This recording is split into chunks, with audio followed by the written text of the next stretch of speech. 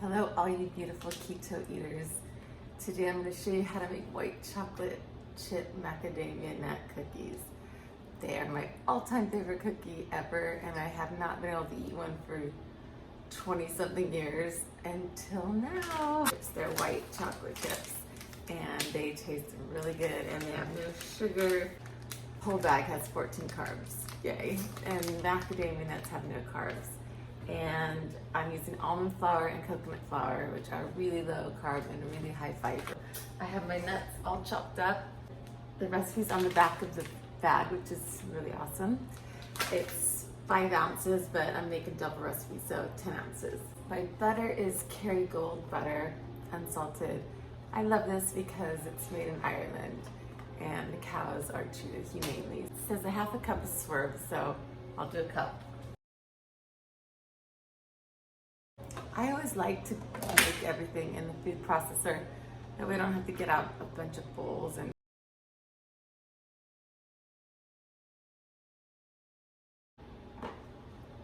I'm so excited, I'm gonna have white chocolate macadamia nut cookies.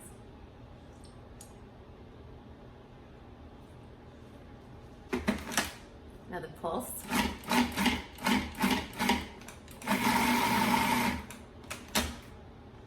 Looks good. So 2 cups of almond flour.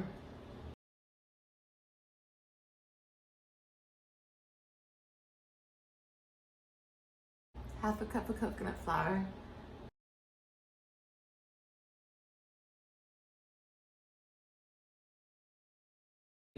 4 teaspoons of baking powder.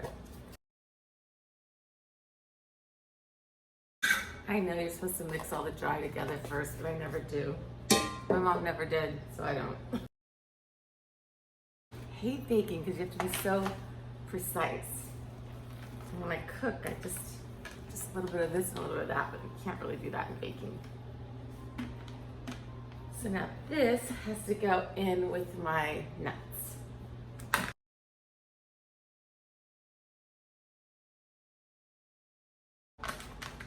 And then two bags of white chocolate chips. So now it's time to make my cookies. So I'm just using my hands.